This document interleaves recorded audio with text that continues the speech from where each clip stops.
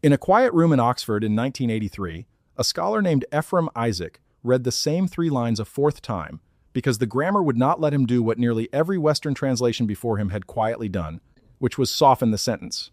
The gaze text in front of him did not say that human beings simply became mortal. It said that mortality was handed to them, pronounced over them, delivered the way a ruling comes down from a bench. And the passage did not stop at the verdict. It named the one who carried the words to the ground and spoke them over the first man, while the dust of the garden he had just been driven out of was still on his hands. That passage does not appear in the Bible most of the world reads. Somewhere between the 4th century and the age of the printing press, it was removed, softened, or quietly set aside. The version that kept it whole and unedited survived in one place, the mountain monasteries of Ethiopia, copied by hand for century after century, in a language almost no one alive outside those walls can read. For 1,600 years, the Ethiopian Orthodox Tewahedo Church has held a canon of 81 books, far larger than the 66 that Rome and the Protestant world eventually settled on. Inside those extra books is a claim the rest of the world stopped teaching. Death was not part of the design. Death was a sentence, and the text says, who passed it? And before we go further, I need to pause for a second, because what I'm about to tell you gets significantly darker. And I realized a while ago that some of this cannot be fully explained in a video format. The complete reconstruction of the passage the Western Bible removed, the one that names death as a verdict rather than a design, the name of the being who carried that sentence to the ground, the exact wording of the decree as it reads in the original gaze, the council's own written ruling that ordered the passage cut. I put it all into a written document. It's linked below, and the QR code is on your screen. Now let's continue.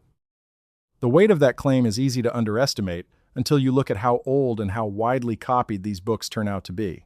When the Dead Sea Scrolls were recovered from the caves near Qumran beginning in 1947, scholars counted at least 11 separate manuscripts of Enoch among them, more copies than were found of most books that stayed in the Old Testament, alongside multiple copies of Jubilees. These were not late medieval inventions. Fragments of Enoch in Aramaic were being copied more than a century before the birth of Christ, which means the text the Ethiopian church quietly preserved in Ge'ez matches a document already ancient and already respected, while the New Testament itself was still being written. Ephraim Isaac, working from the Ethiopic manuscripts for the standard modern edition that James Charlesworth assembled in 1983, was not translating folklore. He was translating a document that the scholars James Vanderkam and George Nicholsberg would spend their careers showing had shaped the thought world of the very writers who produced the Gospels. For most Western readers, the softening of that document had happened long before they ever opened it. Earlier English renderings tended to smooth the harder passages into general statements about human frailty and the loss of paradise, turning a precise ruling into a vague moral atmosphere. What Isaac and the critical editions built around the Ethiopic manuscripts in the later 20th century did was stop smoothing and let the legal grammar stand exactly as written. Once that grammar was allowed to stand, the courtroom stood with it. The Ethiopian canon, for its part, is not simply the Western Bible with a few extra chapters tacked on. It runs to 81 books, arranged in what the tradition calls a narrower and a broader count, and it holds whole works that Rome and the Reformation never had in front of them, including Jubilees, the 3 books of Maccabean, and the complete text of Enoch. All of it was preserved in Ge'ez, an ancient Ethiopian language that ceased to be an everyday tongue many centuries ago and now survives mainly in the liturgy and in the hands of church scholars trained to read it. That isolation is part of why the material stayed out of reach for so long. A text you cannot read is a text you cannot easily challenge. And for over 1,000 years, the account of the death sentence sat safely inside a script the councils of Europe had no practical way to open. To understand why any of this matters, you have to start with what the surrounding world believed, because the claim only lands once you see how completely alone it stood. Every civilization that bordered ancient Israel treated death as a fixed feature of existence, built into the structure of things before the first human being ever drew a single breath. In Babylon, the great creation epic known as the Enuma Elish describes humanity being manufactured from the blood of a slain god named Kingu for one purpose, to carry the labor of the gods so that the gods themselves could rest. Mortality was not a punishment in that account. It was the specification. Human beings were designed to wear out and stop the way a tool is designed to be used until it fails. A second Babylonian text, the Atrahasis epic, is even more direct about it. In that story, the gods deliberately imposed death, disease, and limits on human lifespan as a management decision, a way to keep the growing human population from becoming too loud and too numerous. Death is introduced there as policy, as crowd control from above, engineered into the species on purpose. The Babylonian tale of Adapa sharpens the point again. Adapa, the first man in that tradition, is offered the bread and water of eternal life in the presence of the high God and refuses both, tricked into rejecting the very thing that would have made him deathless. He does not lose immortality by any crime. He loses it by misunderstanding, and the gods simply let it stand, because in Mesopotamia the correct and expected end of a human being was always the grave. Follow the same thread into the Epic of Gilgamesh, and you find the identical conclusion wrapped in grief. Gilgamesh crosses the edge of the world, hunting for the secret of unending life, finds a plant that restores youth, and loses it to a serpent while stopping to bathe on the road home. The lesson the poem presses into him is that death is the portion assigned to mankind, and that the wise response is to eat, drink, and accept the years he is given. Design, never sentence. That was the settled verdict of the ancient Near East. Egypt arrived at the same destination by a different road. The Egyptians did not treat death as an intruder at all. They organized their entire civilization around managing it well, embalming the body, wrapping it, weighing the heart of the dead against a single feather of truth, and guiding the departed soul through the halls of judgment toward a continued existence on the far side. The pyramid texts, the coffin texts, and the collection later travelers named the Book of the Dead are all instruction manuals for a journey the Egyptians assumed every person would eventually take. Osiris, the murdered and restored god who presided over that realm, was proof to them that dying was not an ending, but a passage that had always existed. The pyramids themselves are, in a sense, the largest argument ever built in stone that dying is simply what happens, and that the only real task of the living is to prepare for it with care. Against all of that, the Hebrew Scriptures made a claim so strange that every neighbor of Israel would have found it close to absurd. Death, they said, was not original. It was not woven into the fabric of the world at the start. Something went wrong, and death entered afterward, through the tear that the wrongdoing opened. The book of Genesis states it in the plainest possible terms. The first humans are placed in a garden with open access to a tree of life, and they are warned that on the day they eat from one particular forbidden tree, they will die. The Hebrew phrasing doubles the verb for emphasis, moth tamuth, dying you shall die, a doubled legal construction that a court reaches for when it wants no ambiguity left inside a ruling. It is not a description of biology running its natural course. It is the cadence of a sentence being read aloud. And here is where the Ethiopian canon does something the shortened Western Bible never quite does. It walks you into the courtroom and shows you the proceeding. The Book of Jubilees, preserved in complete form only in Ge'ez and treated as full scripture by the Ethiopian Church, retells the events of Genesis as a formal legal process. It is called kufale in the Ethiopian tradition, and long stretches of it read less like a story and more like the minutes of a trial. Each party is brought forward in turn. Each is examined. Each receives a specific ruling, entered in sequence. The serpent is sentenced first, the woman second, the man third, and the ground itself is placed under the same judgment, cursed so that the work of survival becomes hard, sweat-soaked, and finite. The parallel accounts in the Ethiopic Adam traditions, the writings that expand the story of the first family, carry the same courtroom tone, naming the adversary who set the whole ruin in motion and recording the moment the sentence fell. Jubilees then adds a detail that Genesis leaves out, a number that turns the sentence from a vague fate into a measured penalty. It states that Adam lived 70 years short of 1 full 1,000, and it explains precisely why. 1 day in the reckoning of heaven is as 1,000 years, and so the warning that Adam would die in the very day he transgressed was fulfilled exactly. He died inside that single symbolic day, falling 70 years short of the 1,000, because a portion of his allotted span had been subtracted from him as the direct price of the crime. Death in this telling is not merely the fact that people stop living. It is a specific quantity taken from an original grant, arithmetic handed down from a bench and recorded to the year. The Book of Enoch carries that courtroom further than any other surviving text in the tradition. In its pages, the sentence of mortality is not a single event sealed away in the garden. It becomes an active judicial process staffed with named officers. The Watchers, the class of angels who descended to the earth and corrupted the human line, are placed on trial in a scene Enoch claims to have witnessed with his own eyes. The leaders are named without flinching. Shemihaza, who organized the descent and bound the others to the oath. Azazel, who taught mankind the making of weapons and the arts that led them astray. Sentences are pronounced over each. Terms are fixed. The archangels are then named as the ones assigned to carry every ruling out. Raphael is sent to bind Azazel hand and foot and cast him into darkness. Michael is sent to bind Shemihaza and his company for 70 generations beneath the hills. Gabriel is dispatched against their offspring. Above the entire proceeding sits the figure Enoch calls the head of days, the one from whose bench each sentence flows. Enoch also frames the shortening of human life as a deliberate ongoing act rather than a natural fading. In the generations that follow the flood, the span of human years is cut down step by step, on purpose, as a continuing execution of the original ruling. The enormous lifespans of the earliest patriarchs collapse toward the 70 or 80 years the later scriptures treat as ordinary, and the text presents that collapse not as the species aging into weakness, but as a sentence being carried out in installments across the whole length of human history.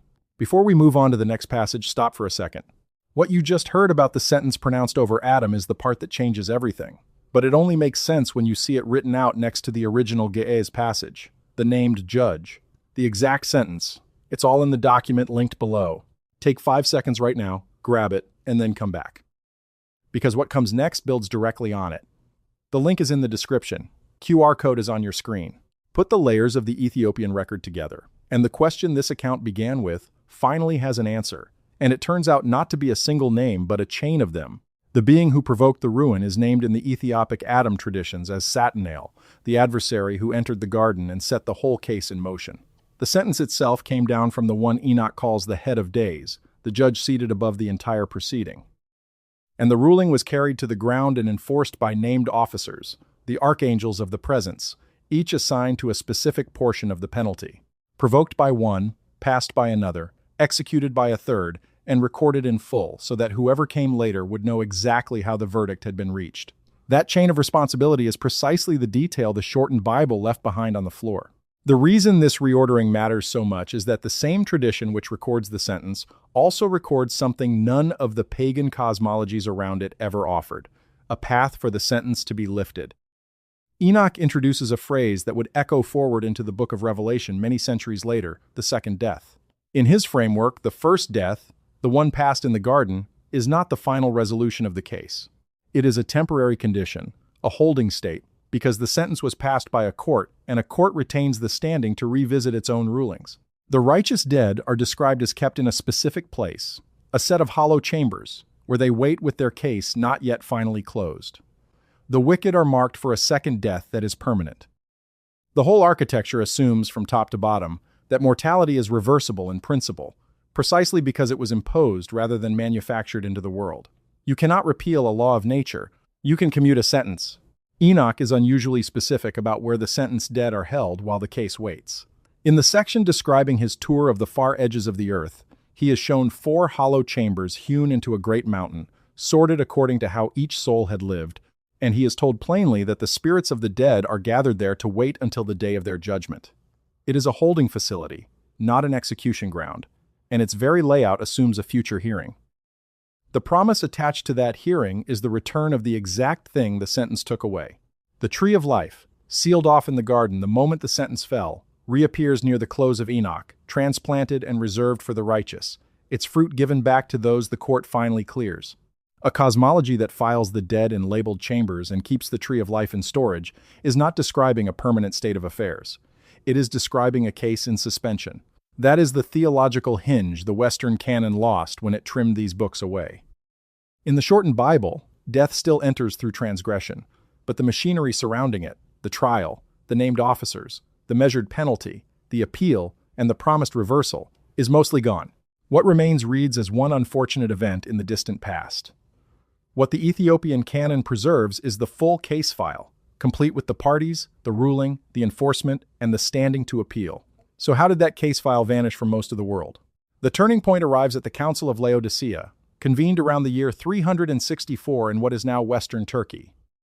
Among its rulings, the council fixed which books could be read aloud in the churches and which could not, and the books that named the mechanics of the death sentence, with Enoch chief among them, did not survive the list. That decision cannot be waved away as a judgment against forgeries nobody respected. Enoch had been quoted as authoritative by the earliest Christian writers. The letter of Jude, which did make it into the New Testament, quotes Enoch directly and by name when it speaks of the Lord coming with 10,000s of his holy ones to execute judgment. The early defender Tertullian argued openly that Enoch should be kept in use precisely because Jude had honored it. Yet within a few generations, the text itself was pushed out of the approved canon across the Roman world. The council put its rule bluntly, ordering that nothing be read in church except the recognized books, and its list of permitted writings left the wider material outside the door. A generation later, the influential bishop Athanasius of Alexandria circulated his famous festal list of approved scripture, and it too drew the boundary in a way that shut Enoch and its companions out of the reading. Every one of these decisions was defended as protecting ordinary believers from confusion. Every one of them also happened to remove the most procedurally detailed account of how death entered the world that the ancient church still possessed. The reasons offered were never truly about whether the events had happened. They were about specificity, and specificity is exactly what makes a claim testable. A tradition that names the officers of a heavenly court, that measures the death penalty in exact years, that assigns individual angels to individual sentences and records the terms, is a tradition a reader can examine, cross-question, and argue with line by line. Jerome, assembling the Latin Vulgate around the year 400, treated the expanded material with open suspicion and set it aside. Augustine, writing his City of God in that same era, argued directly that the detailed accounts of these matters should be read as symbol rather than record, on the grounds that the places and mechanics of divine judgment lie outside the created world and therefore cannot be pinned to a bench, a date, or a name. The abstract version was manageable. The concrete version, with its officers and its arithmetic, was dangerous. Ethiopia stood entirely outside that argument. The Ethiopian Church, separated from Rome first by distance and later by the long isolation of history, never sat under the ruling of Laodicea in any binding way and never accepted the trimming that followed. It held on to Enoch, held on to Jubilees, held on to the wider canon, and copied all of it by hand in Ge'ez, generation after generation, inside monasteries that outside scholars would not reach in any real number until the modern age. When the Scottish traveler James Bruce carried 3 Ge'ez manuscripts of Enoch back to Europe in the 1770s, and when Richard Lawrence produced the first English translation of the complete text in 1821, European readers were meeting, for the first time in more than 1,000 years, the full document their own tradition had once quoted with respect and then buried without ceremony. What those first modern readers found was not a strange outlier but the missing spine of text they already trusted. Passages in the New Testament that had puzzled commentators for centuries suddenly read as direct echoes of the buried account. The reference in Jude to angels who left their proper dwelling and are kept in chains under darkness, and the mention in one of Peter's letters of spirits held in a prison, both lined up cleanly with the Enoch record that had been sitting out of view the whole time. The apostles had been quoting a case file their later readers no longer possessed. Recovering that file did not invent the death sentence tradition. It simply handed back the detailed record the wider church had been leaning on without realizing the original still survived in the Ethiopian highlands. Set that recovered text beside the civilization of Egypt just downriver, and the collision becomes total. Egypt built the greatest death management system in human history on the flat assumption that dying was natural and had always been so. The Ethiopic scriptures, produced in the same corner of the world, insisted on the opposite, that dying was imposed by a ruling and had a beginning that could be named. One culture poured its wealth into preparing bodies to pass smoothly through a door it believed had always stood open. The other guarded a text arguing that the door was cut into the wall by a verdict, and that a verdict, unlike a fixed law of nature, can be answered, appealed, and one day set aside. The contrast runs deeper than architecture. In the Egyptian frame, the dead man becomes an Osiris himself, absorbed into a cycle that was always meant to turn, and the entire goal is to navigate that cycle correctly and arrive safely on the far bank.